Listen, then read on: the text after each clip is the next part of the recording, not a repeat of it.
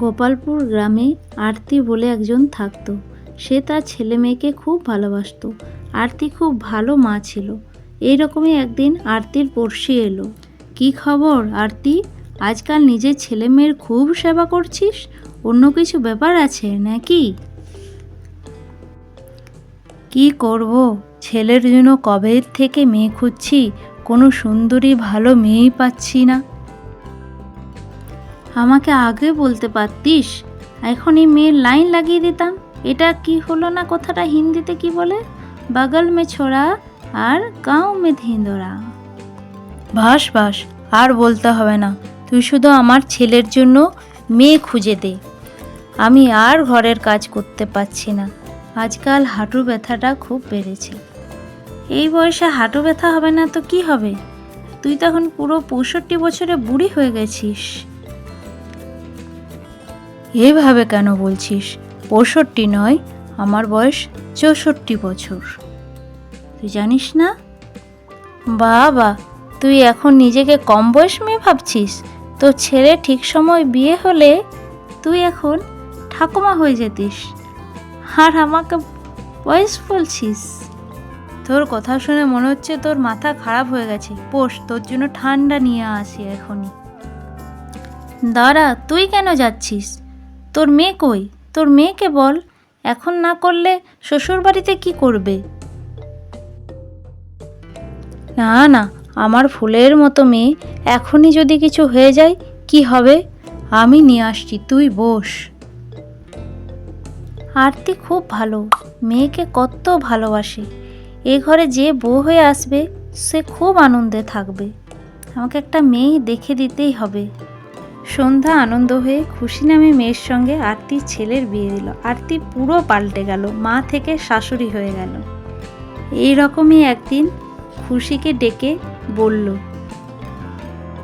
কি রে মহারানী, কোথায় গেলি? সকাল 7টা বেজে গেল, মহারানীর এখনো রান্নাঘরে পা পড়ল না। কি করছে কি জানি। মা, এখনই চা নিয়ে আসছি। আসলে কাল রাত্রে আকাশ অনেক দেরিতে বাড়ি ফিরেছিল, ওই জন্যই দেরি হয়ে গেল। চুপ কর বড়লোক ঘরের মেয়ে, আমার ছেলের দোষ দিচ্ছে। এই, তাকিয়ে আছিস কেন? যা চা নিয়ে আয়, আমার খুব মাথা ব্যথা করছে।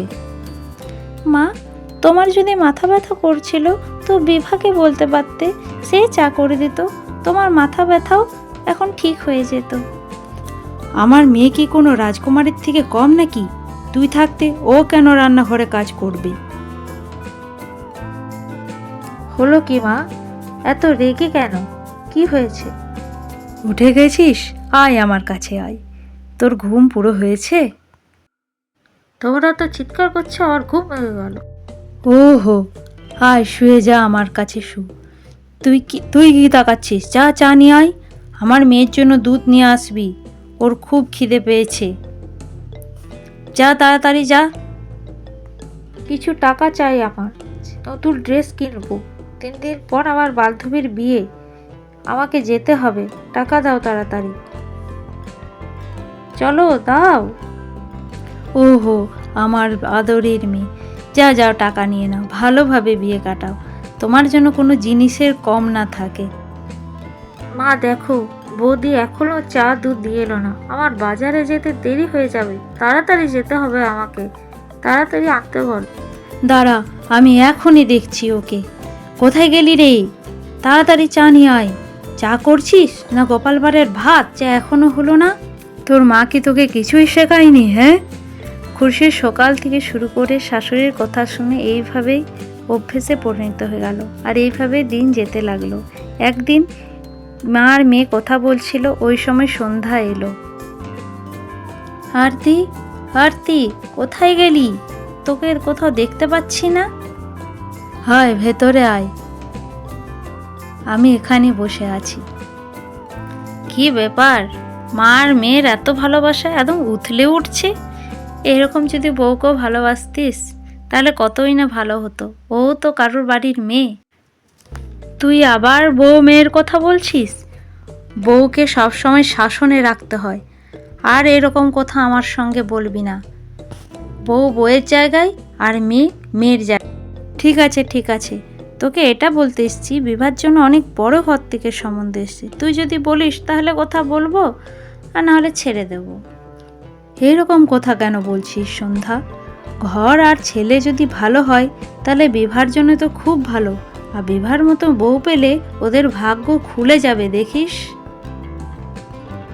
কী রকম কথা বলছিস? ওদের ভাগ্য আগের থেকেই খোলা। তোর মেয়ের ভাগ্য ভালো যে ওরা তোর মেয়েকে পছন্দ করেছে, বুঝলি? হ্যাঁ হ্যাঁ, বস, একটু মিষ্টি মুখ করে যা। এই করে তাড়াতাড়ি মিষ্টি নিয়ে আয়। আমার মেয়ের বিয়ে ঠিক হয়ে গেছে, অনেক বড়লোক ঘরে বিয়ে হবে আমার মেয়ে। আমার মেয়ের যেন নজর না লাগে। আয় আয় তাড়াতাড়ি। বাস বাস, এত নাম করতে হবে না। ওই দেখ, তোর বউ চলে এসছে, ওকেও খুশির খবরটা দিয়ে দে। কেমন খুশির খবর মা? তোর শাশুড়ি বলবে না তোকে, আমি বলছি। তোর ননদের বড়লোক ঘরে বিয়ে ঠিক হয়ে গেছে, ওরা তাড়াতাড়ি বিয়ে দিতে চায়, বুঝলি? বা বেবা, খুব খুশির খবর, আমি খুব খুশি হয়েছি। ওদের ভাগ্য ভালো যে তোমার মতন মেয়েকে ওরা বউ হয়ে পাবে। বাস বাস, এত নাম করতে হবে না। আমার মেয়ে তো তোর গলার কাটা, তুই তো খুশি হবি। তোর গলার কাটা নেমে যাচ্ছে না, ওই কারণেই। খুশি ওর শাশুড়ির কথা জবাব দিল না। এই রকমই দিন যেতে লাগলো, আর বিভারও বিয়ে হয়ে গেল। আমি আমার মেয়েকে রানীর মতো মানুষ করেছি। আমার মেয়েকে একটু ভালো রাখবেন, ওকে একটু ভালোবাসা দেবেন। আরে আরে বিয়ান, চিন্তা করবেন না, আমি ভালো করে আমার রাখবো। ও এখন আমার বাড়ির বউ, আগে আপনার বাড়ির মেয়ে ছিল, বুঝলেন? আমার মেয়ে আদরের মেয়ে, আমাকে ভুলে যাস না। 2-3 দিন পর অষ্টমঙ্গলা, তাড়াতাড়ি বাড়ি আসবি, আমি বসে থাকবো তোর জন্য। মা মেয়ের কথা শেষ হলো, আমাদের দেরি হয়ে যাচ্ছে। এত মেয়েকে যদি ভালোবাসেন, বিয়ে দেওয়ার কি দরকার ছিল? বাড়িতেই রাখতে পারতেন, খামোকা বিয়ে দিতে গেলেন ফালতু ফালতু।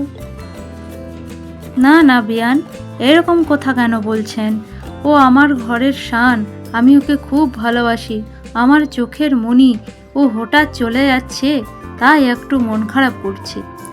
আমরা আসছি, চলো বৌমা। বিভা শ্বশুর বাড়ি চলে গেল। এই রকমই দিন কাটতে লাগলো।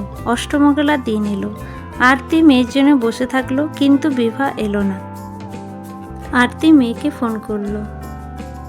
বিভা, তুই ঘরে কেন এলি না? পিয়ান, আমি কল্যাণী বলছি। বিভা এখন বাপের বাড়ি যেতে পারবে না, আমাদের ঘরের কিছু নিয়ম আছে। কিন্তু বিয়ান, আজ তো অষ্টমঙ্গলা, ওকে পাঠাতে পারতেন। আপনার মেয়ে এখন আমার বাড়ির বউ, আর আমাদের বাড়িতে কিছু নিয়ম আছে, ওকে এখন সব নিয়ম মেনে চলতে হবে। আর হ্যাঁ, এখানে ফোন করবেন না আজ থেকে। এরকম কথা বলবেন না বিয়ান, আপনার পায়ে পড়ি, আমার মেয়েটিকে একটিবার পাঠিয়ে দিন। কি হয়েছে মা? আপনি এত চিন্তা করছেন কেন? বিভার শাশুড়ি কি বলেছে? বিভা ওদের ঘরের বউ, আমাদের কোনো ওর ওপর অধিকার নেই। বৌমা, আমিও তোমাকে বাপের বাড়ি যেতে দিইনি। আমি তোমাকে অনেক অত্যাচার করেছি, কোথাও শুনিয়েছি, আমাকে ক্ষমা করে দাও। না মা, আমার কাছে ক্ষমা চাইবেন না। আপনি নিজের ভুল বুঝতে পেরেছেন, এটাই আমার কাছে অনেক। আমি আপনাকে সবসময় নিজের মায়ের মতন ভালোবেসেছি। আরতি নিজের ভুল বুঝতে পারল। বউ মেয়ে একই, মেয়ে শ্বশুরবাড়ি চলে যায় আর বউই কাছে থাকে। আজ এই গল্পটি শেষ হলো। প্লিজ আমার চ্যানেলটি সাবস্ক্রাইব করে দেবে, লাইক করে দেবে।